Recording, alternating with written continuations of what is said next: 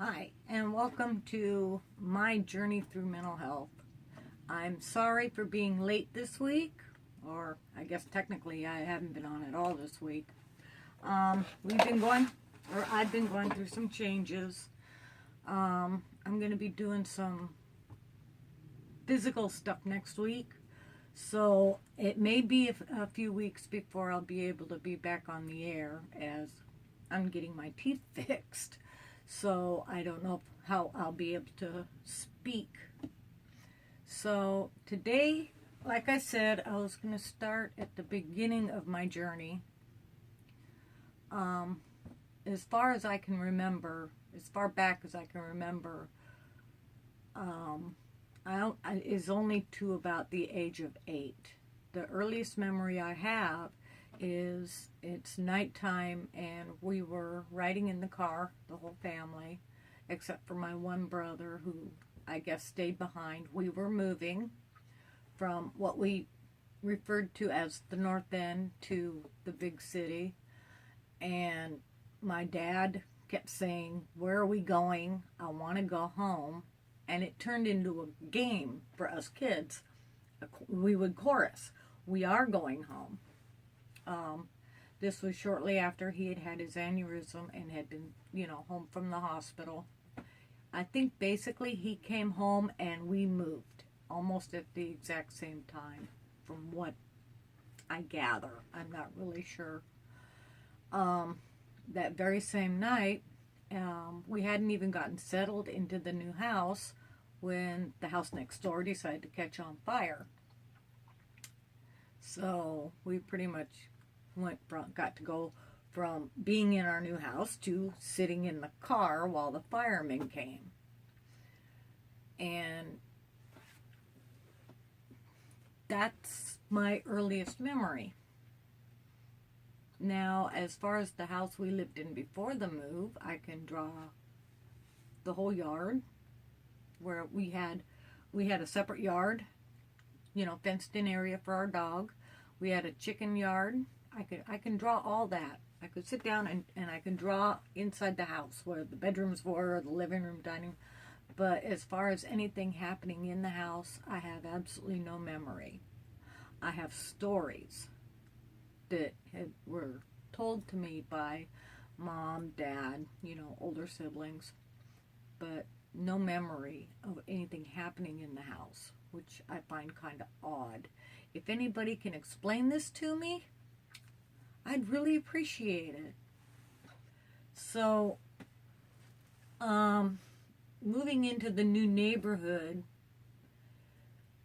we moved in the spring, and before we moved, apparently I was exposed to mumps, so I didn't get to go to school. We moved in May, and everybody's getting out in June anyways, so I didn't start school until the following September. I don't remember if they held me back or not. I don't think they did. But that whole summer, I pretty much spent by myself. There was one little girl on the corner that I started playing with, and I was in her backyard with her. We were playing with her dolls, and her mother came out and told me I wasn't allowed to play with her because my brothers were hippies, which I was, 8 years old at the time. I had no clue what a hippie was, but all I knew is that I liked my brothers. I thought they were just brothers, but apparently they were these mean, bad hippies, and so I wasn't allowed to play with her daughter, which, to me, when I look back, that was my first experience with discrimination, and I think that's my big problem and where my PTSD comes from is, you hear about discrimination and skin color. Well, I got it for other things. I got discriminated against because of my family, my as I said, my brothers, financial. My mother insisted we move into a middle class neighborhood, So we were living in a middle class, working class neighborhood, but we ourselves were dirt poor. After my father took sick, it took years for my mom to get the Social Security we needed because of, the weeding process. And she couldn't get welfare because my oldest brother lived with us and he was working, making minimum wage. So they said, well, he can support the family. Right, this is in 1969 or 1970, and he's making minimum wage at that time, and they expected him to feed 8 people on that, plus pay the mortgage and everything. Sad. And then later, when I got into school, it was a case of I was the only redhead in the school. I was short, had crossed eyes. I've been through this before.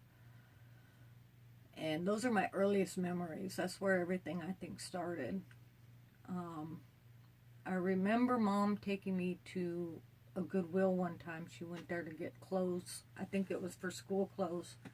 And they had this huge bin of stuffed animals. And this little rabbit, little greeny yellow rabbit, caught my eye. And I took it up, hoping Mom would let me have it. Hoping Mom would buy it. And she just said, no, I can't afford it. And the lady at the register said, go ahead. So there was some kind people out there. And me and that rabbit, I named it Rabbit after the rabbit off Captain Kangaroo. We were best friends. And I think he was my first guardian. And he stayed with me all summer. I was upset because I couldn't take him to school when I started school, but I'd get home, I'd be right with my rabbit, slept with him, pretty much took him everywhere with me.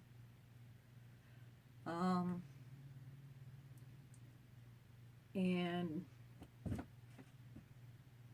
I didn't speak well. I had a speech impediment. That was, I think, one of the first things I got teased about. And like I said, I had the red hair. I don't really remember a whole lot from my early years in school. I remember getting kicked a lot and getting my hair pulled a lot. I remember one girl squirted an entire bottle of glue in the back of my head. And my mother cried as she had to cut my hair. There was no way to get the glue out. All she could do was cut my hair off, and she cried the whole time. Did her best to make it look halfway decent. And basically that was my childhood. I spent most of it alone. When I got into my teenage years, it got even worse. I drowned myself in music. I would start coming home from school early, if I went to school at all. I actually started skipping school in the 5th grade because if I was even a minute late, there was no way I was going to walk into that class and draw attention to myself. When the teacher called on me to, stand up and say something in front of the class, I would stand up and walk right out the door. And there was lots of places. We lived right above a beach that I could go to. There were lots of wooded areas, little green, I think they call them, I forget what they call them, green belts or whatever that they have in cities. I had lots of those that I could go hang out in and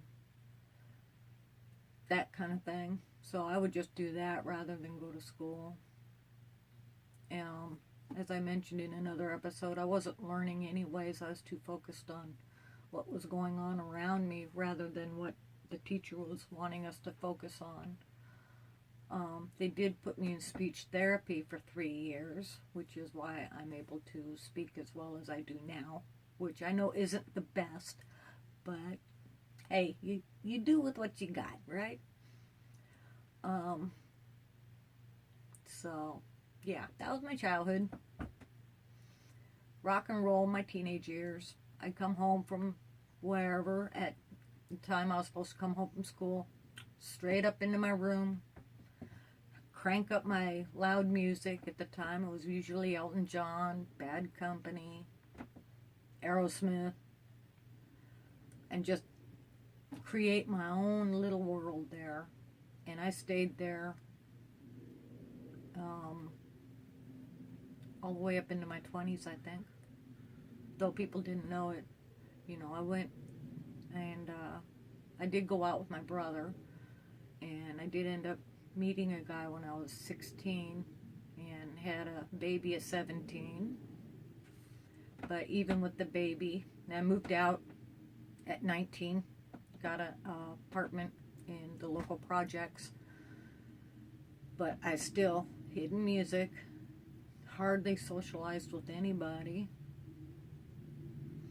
and that kind of leads on to my next big trauma event.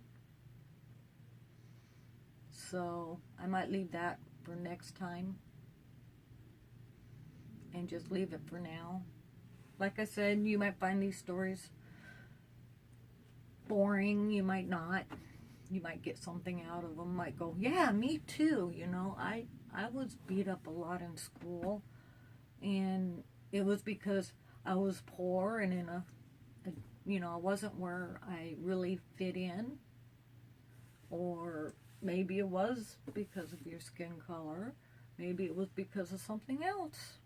Who knows? It's sad that, it's gotten a whole lot better than from when I was a kid, but it's really sad that people can't celebrate differences rather than abuse them like they do. They fear them when they shouldn't. You should be celebrating them. Celebrate your differences. Celebrate other people's differences. Say, hey, we're all unique. We're all special. And that's what we've got to keep in mind, is we are. We are all, each and every one of us are unique, and we're special. And that's what we have to keep telling ourselves. And tell our friends and our family, too. You're unique. You're special. And that's, and you're loved because of that. So, that'll be it for now. I'll see what I can come up next week. Hopefully I'll be able to speak. Like I said, I'm not sure. I'm getting my teeth fixed on Tuesday. So, today is Sunday, by the way. I don't know if I'll upload this today or tomorrow. I might try for today. What the heck. I could actually even do these live. As you can see, I'm kind of going through some changes here. Spring cleaning, I will be coming up with something back here so you don't have to look at all this stuff I got packed up here. I'm working on it. I might even find a different place to sit. But I kind of like my little corner. And so, until next time, wish me luck at the dentist on Tuesday. And you have a great week. And we'll talk to you next time. Bye now.